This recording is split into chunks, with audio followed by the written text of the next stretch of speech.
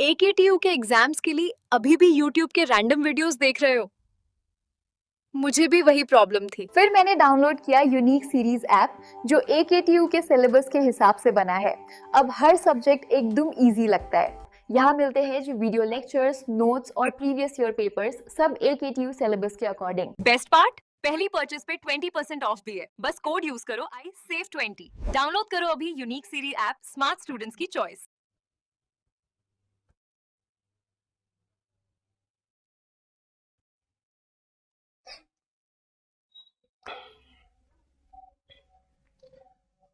Hello friends, स्वागत है आपका यूनिक सीरीज प्लेटफॉर्म पर। साथियों मैं पूर्ण प्रकाश। हम लोग यहाँ पे बात करते हैं प्रोजेक्ट मैनेजमेंट की। और साथियों आज ही आपका प्रोजेक्ट मैनेजमेंट का आपका यूनिट फर्स्ट का आपका थर्ड लेक्चर है। यहाँ पे आज हम बात करने वाले हैं role and quality of project manager. Last में हमने देखा था, लास्ट वीडियोज में पहले हमने देखा था कि characteristics of project, types of project के बारे में बात किया था। दूसरे लेक्चर में हमने बात किया था project management body of knowledge, इसको बोलते हैं PMBOK।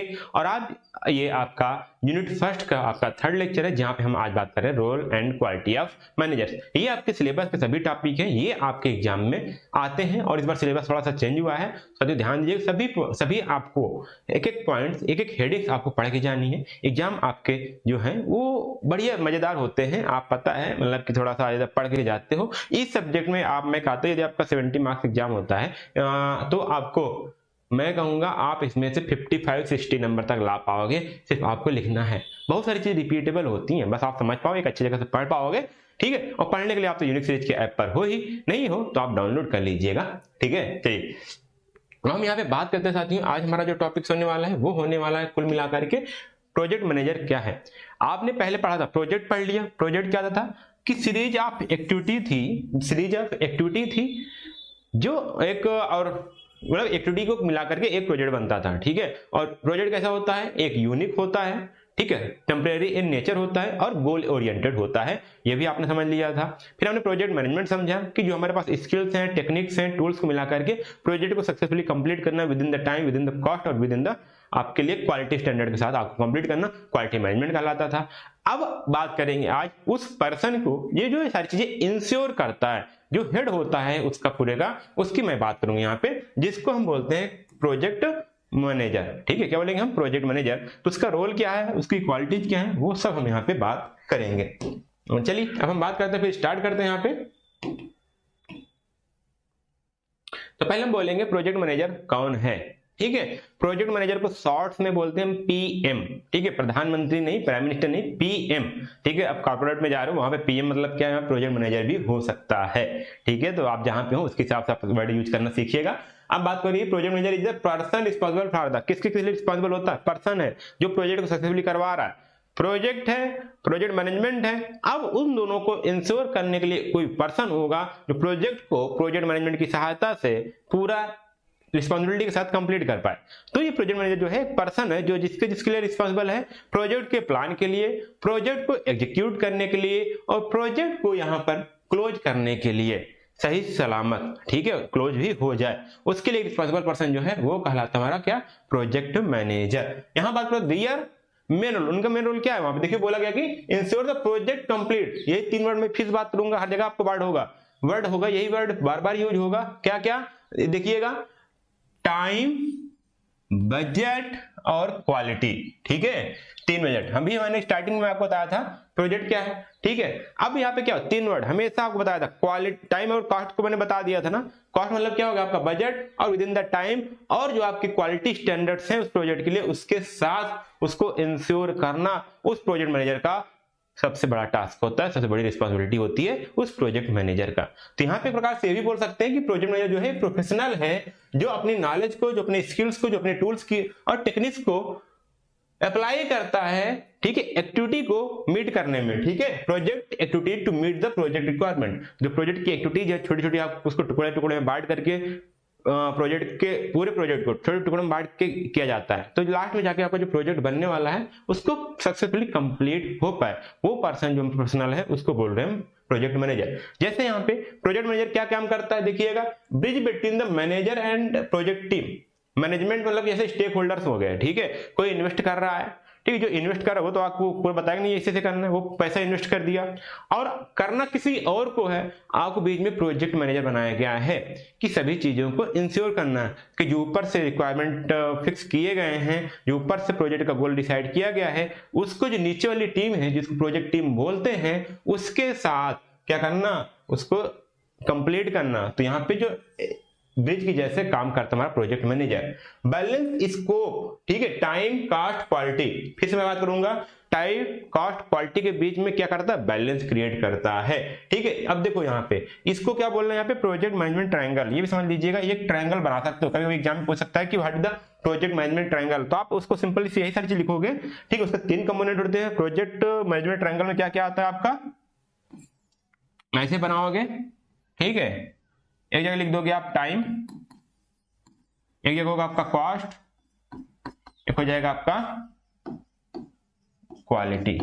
ठीक है, टाइम कॉस्ट एंड क्वालिटी, ये आपको हो गया प्रोजेक्ट मैनेजमेंट ट्रायंगल। इनके बीच में क्या करना, बैलेंस बनाना प्रोजेक्ट मैनेजर का मेन टास्क है।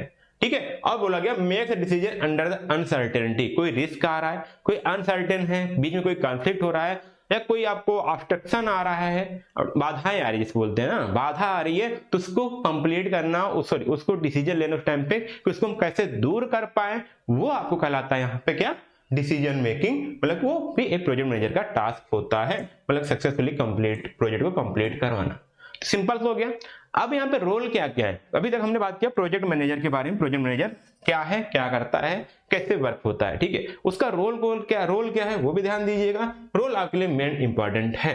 ठीक है, क्या रोल है, देखिए प्रोजेक्ट मैनेजर क्या है, उसके पास ये रोल है कि उसका जो टेक्निकल नॉलेज है वो भी स्ट्रांग होना चाहिए, एडमिनिस्ट्रेटिव स्किल है वो भी कंप्लीट होना चाहिए, जो उसके पास स्ट्रेटजी एंड बिजनेस स्किल है वो होनी चाहिए, और इंटरपर्सनल एंड लीडरशिप स्किल वो होनी चाहिए। क्यों होनी चाहिए, क्योंकि जो हमारा प्रोजेक्ट मैनेजर होता है उसको ये जरूरी नहीं है कि किसी एक सब्जेक्ट का, किसी एक क्राइटेरिया का पूरा डिटेल नॉलेज हो, ऐसा नहीं है, बट उसको हर एरिया का एक इनफ नॉलेज होना चाहिए। जैसे यहाँ पे बात किया गया कि but also should have broad knowledge. ठीक है, किसका ब्रॉड नॉलेज, जैसे पीपल को कैसे मैनेज करना है, प्रोसेस कैसे करना है, उनको किसी प्रॉब्लम को effectively through out the project life cycle, किसी प्रॉब्लम कोई आ रही है तो उसको पूरा प्रोजेक्ट लाइफ साइकिल मतलब प्रोजेक्ट के दौरान उसको कैसे सॉल्व करना है, ये सभी एरियाज में उसको दिव्यांगत होना चाहिए, एक्सपर्ट होना होगा रोल जो प्रोजेक्ट मैनेजर होगा। ठीक है, तो और क्या बात की गई, he must combine multiple skill to ensure smooth execution successfully completion of the project. तो यहाँ पे जो भी टास्क दिया गया उसको एग्जीक्यूट करना, उसको रियल लाइफ में लाना, उसको भी उसके पास स्किल होनी चाहिए, और साथ में प्रोजेक्ट को सक्सेसफुली कंप्लीट करना उसका मेन रोल होता है।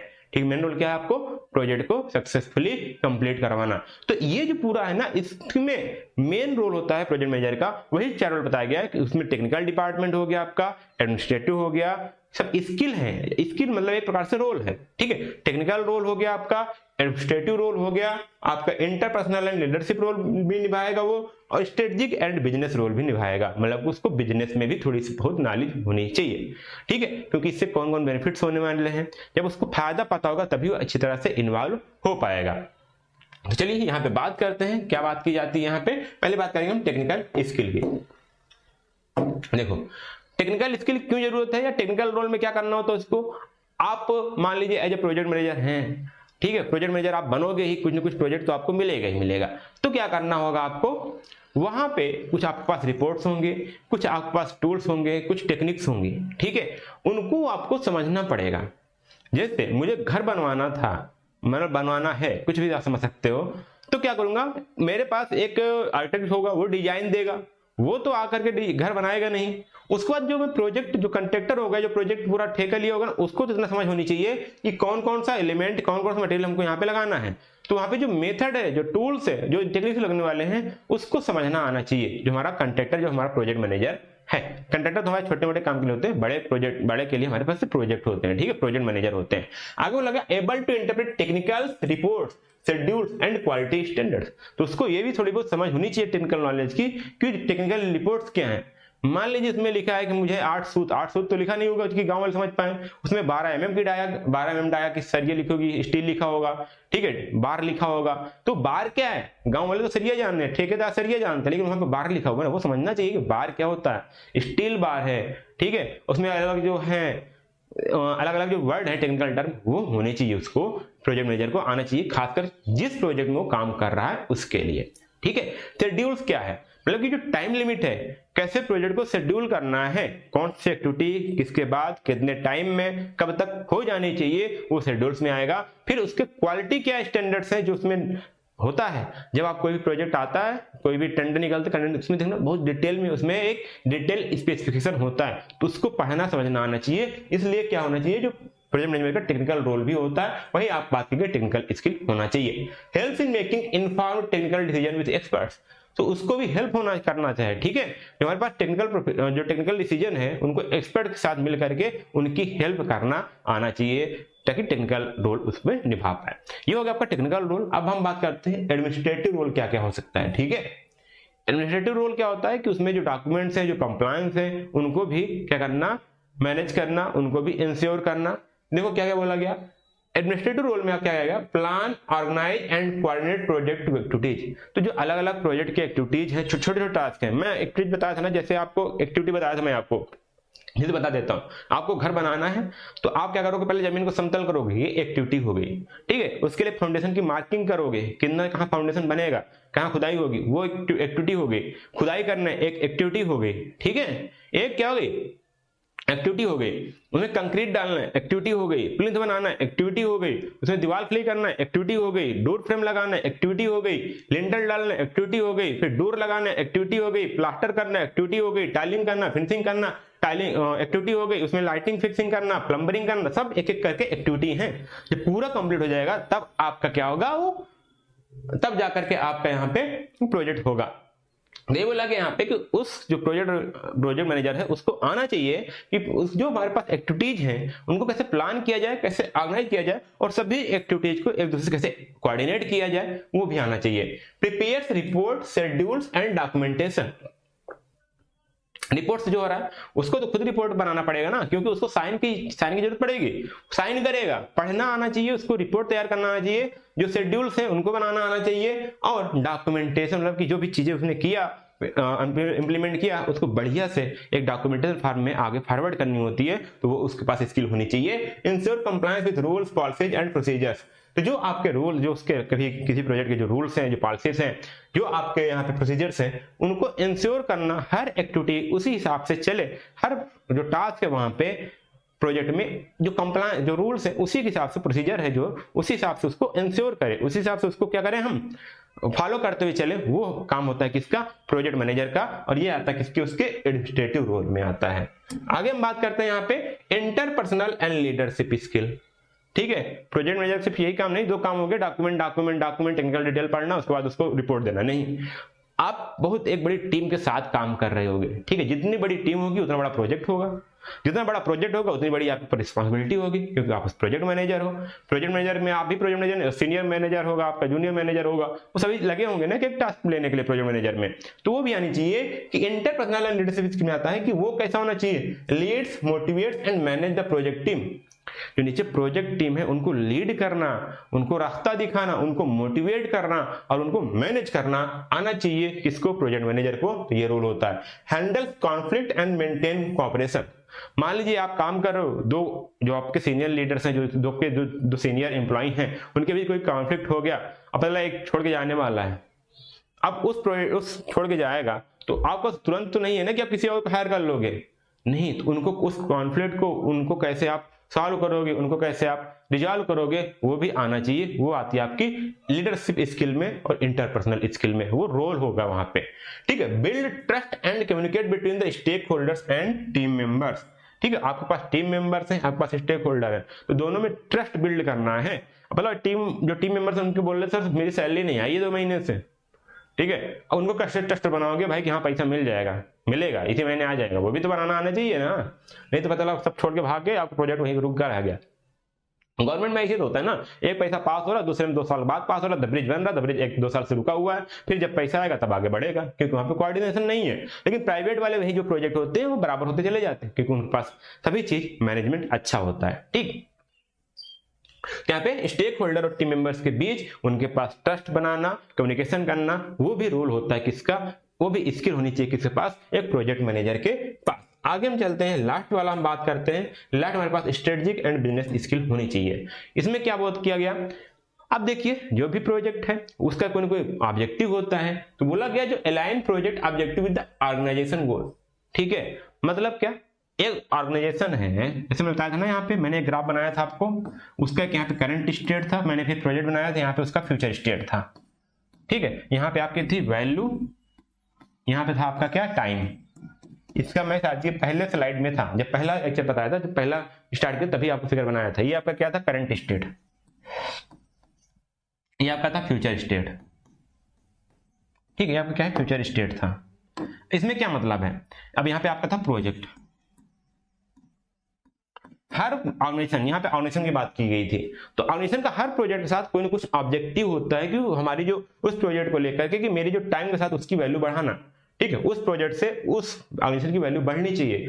तो जो आपका प्रोजेक्ट मैनेजर है उसके पास इसके लिए होनी चाहिए कि वो क्या करे, कि जो प्रोजेक्ट ऑब्जेक्टिव है उसको ऑर्गेनाइजेशन का गोल क्या है, बेनिफिट्स लेना है या लोगों को हेल्प करना है, या उसको किस रोल में, किस गोल का वो प्रोजेक्ट किया जा रहा है उसको मैच करवाना, उस ऑब्जेक्टिव से मैच करवाना।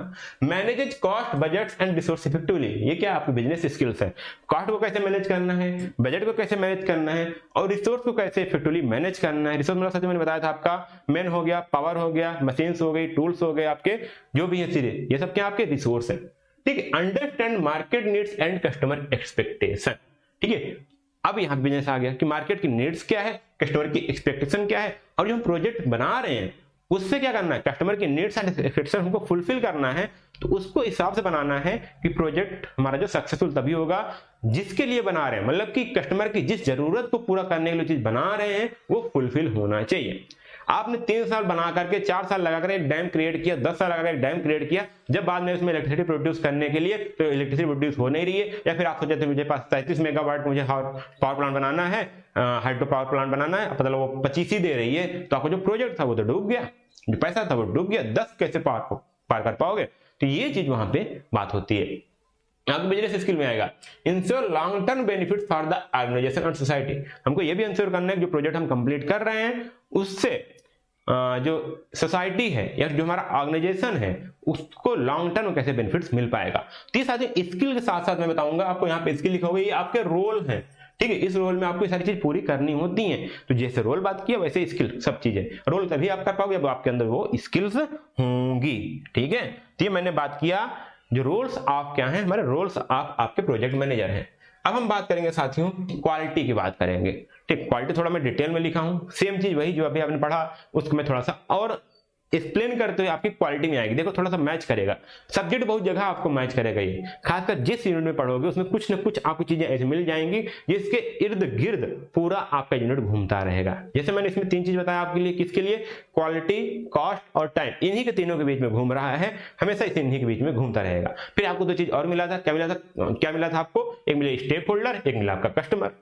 ठीक है, या फिर क्लाइंट, इनके बीच में घूमने लगा था। ऐसे कुछ चीजें मिल जाएंगे, इसके बाद आप समझ जाओगे तो आप पूरा एग्जाम लिख के चले जाओगे, आपको नंबर भी अच्छे मिलेंगे। ये जो टेक्निकल टर्म है जो मैं बता रहा हूँ यही चीज आपको लिखना है, इसी से आपको मार्क्स मिलने वाले हैं। बाकी आप जितनी कहानी लिख दोगे आपको मार्क्स नहीं मिलेगा। जो मैं कुछ वर्ड बताऊंगा, जो बता रहा हूँ वो चीज आपको आनी चाहिए।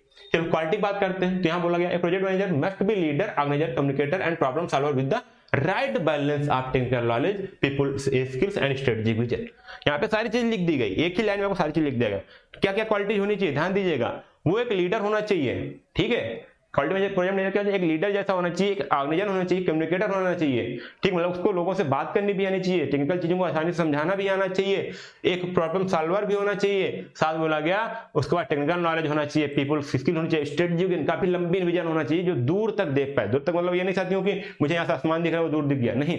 जो प्रोजेक्ट बना, प्रोजेक्ट बनने के बाद उससे क्या फायदे हो सकते हैं, उसमें ऐसे क्या क्या फायदे हो सकते हैं, उस फायदे के लिए हमको क्या क्या करना पड़ सकता है, वो चीज स्ट्रेटेजिक विजन कहलाती है, लॉन्ग टर्म को लेकर के। ठीक है, और बहुत लोग तो ऐसा होता पेशेंस नहीं होता। आप आज सोचे कि मुझे यहाँ पे 4 फीट की दीवार उठानी है, 2 फीट उठ पाई, उसने घबरा के अगले दिन से दीवार काम करना स्टार्ट कर दिया। उन्होंने सोच लिया कि अब तो मेरा हो ही नहीं पाएगा, मैं सोचा था 1 महीने में घर बन जाएगा, ये तो 2 महीने ले जाएगा, क्योंकि 4 फीट उठाना था दीवार, 2 ही फीट उठाया आज। अगर प्रोजेक्ट मैनेजर होगा तो अगले दिन उनको ट्रेनिंग देगा कि आप इस काम को ऐसे करते हो, इस लेबर को यहाँ पे लगाना है। ठीक है, तो जब तक वो लेबर वहां पे लगाए तो यहाँ पे जो हमारे पास सीमेंट एग्रीगेट जो बनाना है वो बनाते रहो, सीमेंट, ठीक है, मसाला आप बना लो तुरंत। ये चीज प्रोजेक्ट मैनेजर का काम होता है, वही आपकी स्ट्रेटजी विजन होती है, कैसे कंप्लीट करवा पाए। ठीक है, ये समझो। आगे हम बात करें यहाँ पे तो क्या क्या क्वालिटीज होनी चाहिए, ध्यान दीजिएगा। पहले मैं बताया यहाँ पे उसके पास लीडरशिप विजन होनी चाहिए। लीडरशिप मतलब कि एंटीसिपेशन क्या होता है कि uses intuition and experience to foresee problems and opportunity. यहाँ बात की गई उसके पास ये कुछ पहले से उसके पास कुछ ना कुछ पास्ट एक्सपीरियंस होना चाहिए, ताकि जो अपॉर्चुनिटी है, जो प्रॉब्लम है, उसको देख पाए, समझ पाए। ठीक है, दोनों चीज, अपॉर्चुनिटी क्या है और आगे क्या प्रॉब्लम आ सकती है, उसको यहाँ पे समझ पाए, इसलिए वहां पे एंटीसिपेशन स्किल बोला गया। कॉन्फिडेंस होना चाहिए उसके अंदर, knowledgeable and self assured in decision making. ऐसा सेल्फ डिसीजन मतलब ये है कि वो खुद से डिसीजन ले पाए। ठीक है, किसी के ऊपर उसको डिपेंड ना रहना पड़े, उसके पास एनफ नॉलेज और एक्सपीरियंस हो और सेल्फ कॉन्फिडेंस हो। ठीक है, सिर्फ असेस कर पाए कि मैं जो डिसीजन ले रहा हूं वो सही है या रॉन्ग है। या पता लगा आपने आधार लिया, बाद में फिर टीम के साथ बैठे हो, बाद में बोला नहीं यार अभी फलाने से पूछ के बताते हैं, मतलब ऊपर वाले अथॉरिटी से। ऐसा जो है आप अपने अंदर अथॉरिटी लो, आपके अंदर कॉन्फिडेंस, आप सही कर रहे हो तो आपके अंदर होनी चाहिए कॉन्फिडेंस।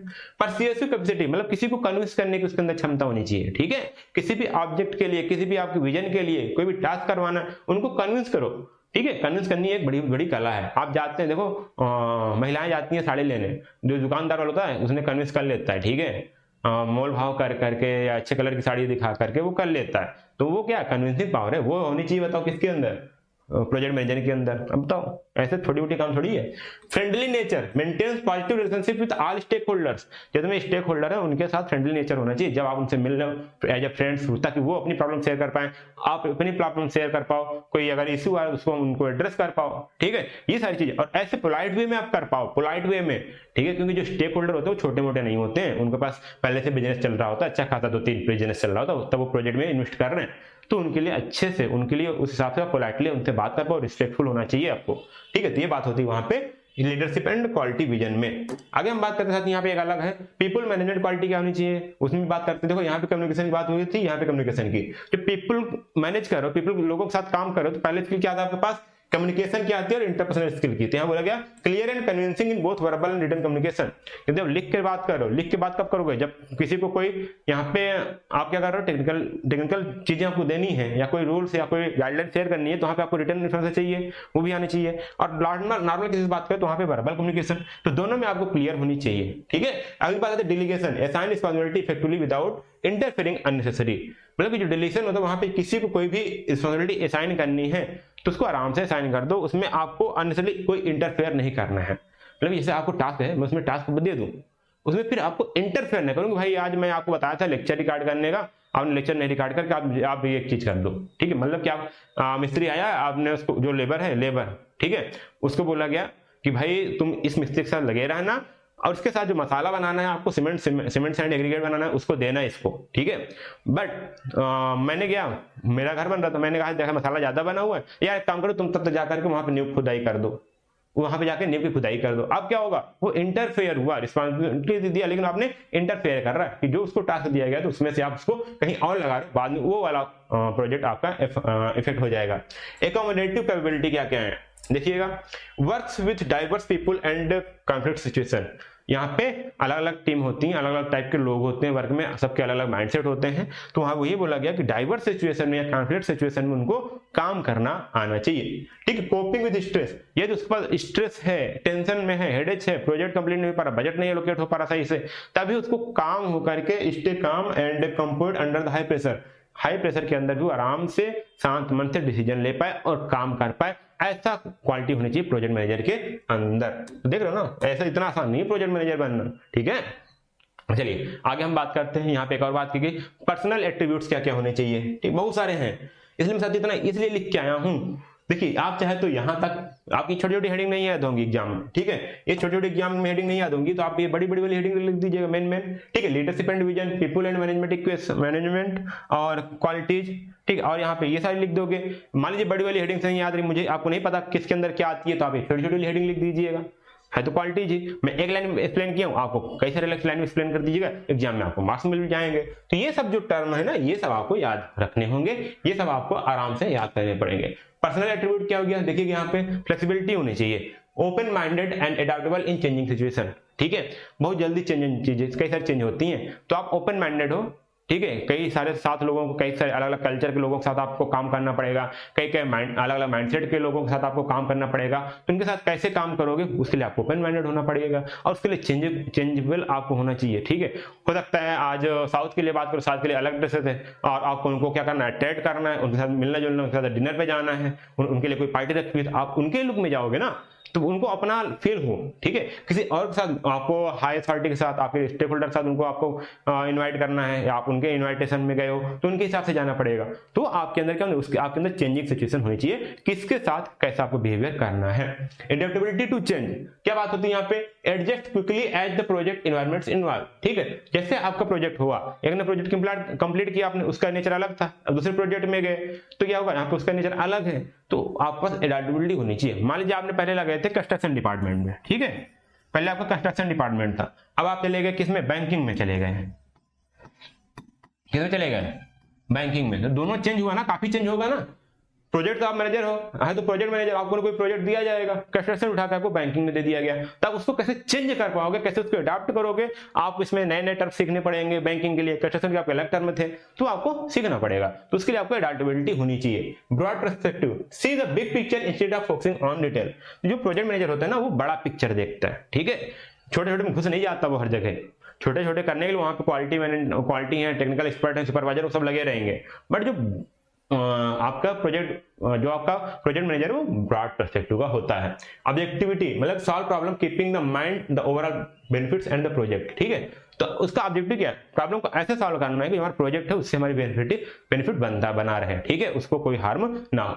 अब आते हैं, हम बात करते हैं मैनेजरियल कॉम्पिटेंसी, जिसमें क्या है, capacity to work with tight schedules, उसको टाइट शेड्यूल में कम से कम टाइम में भी काम करने का आना चाहिए, पास स्किल होनी चाहिए। प्लानिंग एंड ऑर्गेनाइजिंग, जो आपके रिसोर्स हैं, जो मैन है, मटेरियल है, ठीक है, रिसोर्सेस हैं, उनको कैसे आप बैलेंस कर पाओगे, उनको कैसे आप ऑर्गेनाइज कर पाओगे। Decision making ability, takes timely rational decision for the project success, time के अंदर आपको, ठीक है, आपको डिसीजन लेना है, वो भी ऐसा डिसीजन लेना है ना किसी का बुरा हो ना किसी का फायदा, मतलब कि अगर किसी का फायदा नहीं हो तो किसी का बुरा भी ना हो, ऐसा डिसीजन लेना है। किसी के साथ यदि आपको अच्छा नहीं कर पा रहे हो, ठीक है, डिसीजन लोगे किसी न किसी एक के पक्ष में जाएगा, बट दूसरे वाले को उतना बुरा भी ना हो, उतना उसको लॉस भी ना हो, उस हिसाब से आपको लेना पड़ेगा डिसीजन, तो इसको बोलते हैं आप क्या, मैनेजरियल कॉम्पिटेंसी में आता है। फिर आपका आता है मेंटल इमोशनल हेल्थ स्ट्रेंथ में, ठीक है, यहाँ पे आपका स्ट्रेस मैनेजमेंट, कैसे आप स्ट्रेस को मैनेज करोगे, handle physical mental and psychological stress, ये खुद के अंदर आपको होता है, किसी और को नहीं करोगे, ये अपने अंदर आपका इमोशनल, आपका मेंटल स्ट्रेस कैसे आप मजबूत करके रखोगे। Integrity and responsibility, honest, ethical and accountable, ठीक है, ये किसके अंदर होना चाहिए, एक प्रोजेक्ट मैनेजर के अंदर होना चाहिए। एक्सट्रोवर्ट एंड इंट्रोवर्ट बैलेंस, ठीक है, ऐसा नहीं कि आप ज्यादा एक्सट्रोवर्ट हो, किसी कुछ बोलते चले जा रहे हो, करते आ रहे हो ना टीम के साथ, क्या पागल है क्या। इंट्रोवर्ट हो गए तो बोल ही नहीं पाओगे, ठीक है, इंट्रोवर्ट ज्यादा हो गए तो लोग कहेंगे यार ये तो मैनेजर कुछ बोलता ही नहीं है, आता है 2 लाइन बोलता है, फिर बैठा रहता है, देखता रहता है, कुछ बोलता ही नहीं। तो आपको यहाँ पे दोनों बैलेंस बनाना है, ठीक है, ना तो ज्यादा एक्सट्रोवर्ट रहना है ना ज्यादा इंट्रोवर्ट रहना है। बोला गया कैन वर्क इंडिपेंडेंटली इंट्रोवर्ट, ठीक है, इतना होना चाहिए कि अपने इंडिपेंडेंट बिना किसी के सहायता से काम कर पाए, वो इंडिपेंडेंटली कराता है। And also interact effective with teams and stakeholder, और जब जरूरत पड़े तो टीम के साथ और स्टेक होल्डर के साथ आराम से बात कर पाए, ठीक है, तो ऐसा होना चाहिए। तो ज्यादा ना एक्सट्रोवर्ट ना ज्यादा ना इंट्रोवर्ट, इस टाइप का वहां पे आपके पास प्रोजेक्ट मैनेजर के अंदर क्वालिटी होनी चाहिए। तो साथियों मैंने आज क्या क्या बात की मैं आपको फिर से दिखा देता हूँ, शायद थोड़ा सा वीडियो लंबा चला जाता है, मैं सोचता हूँ कि शॉर्ट्स में कंप्लीट करूँ, बट मुझे लगता है कि इसको समझा देना चाहिए। आप एक बार सब्जेक्ट को पढ़ रहे हो तो अच्छे से पढ़ लो, ठीक है। तो प्रोजेक्ट मैनेजर हमने पढ़ा, ठीक है। प्रोजेक्ट मैनेजर क्या होता है, फिर हमने बात किया रोल ऑफ प्रोजेक्ट मैनेजर क्या होती है, उसमें 4 रोल्स होते हैं, उसके कौन कौन से टेक्निकल रोल होते हैं, एडमिनिस्ट्रेटिव रोल होते हैं, इंटरपर्सनल एंड लीडरशिप रोल होते हैं, और यहाँ पे आपके बिजनेस एंड स्ट्रेटेजिक रोल होते हैं। तो ये रोल हैं आपके किसके, प्रोजेक्ट मैनेजर के। आप ही प्रोजेक्ट मैनेजर हो, कोई और नहीं है, ठीक है, आप ही बनोगे। तो यहाँ पे इसके अंदर मैंने डिटेल में बात किया था, इसको आप पढ़ सकते हो आराम से। ठीक, उसके बाद मैंने बात किया quality of project manager. Quality of project manager में मैंने बात किया था लीडरशिप एंड विजन की, फिर आप मैंने बात किया था पीपल मैनेजमेंट क्वालिटी की मैंने बात किया था। ठीक है, उसके बाद मैंने बात करूंगा यहाँ पे पर्सनल एट्रीब्यूट्स क्या क्या होने चाहिए, मैनेजरियल कॉम्पिटेंसी क्या होनी चाहिए, mental and emotional and mental strength क्या होनी चाहिए, इतना मैंने बात किया था। इसमें सच बहुत कुछ है, ठीक है। यदि आप इतना एग्जाम में लिख के आते हो तो मैं कहता हूँ ऐसे आपको एग्जाम में लिखना। मैं देख रहा हूँ जो आपके वर्ड है, टेक्निकल टर्म है, वो आपको लिख के आओगे तभी आपके मार्क्स मिल पाएंगे। फ्लेक्सिबिलिटी है, पर्सनल एट्रीब्यूट है, कॉम्पिटेंसीज है, ये सब आपको याद होने चाहिए। एक बार लिख लीजिए, हेडिंग लिख लीजिए, उसके अंदर तो आप लिख के आ जाओगे। ये सब चीजें लिखिए, एग्जाम में अच्छे मार्क्स लेके आइए, ठीक है।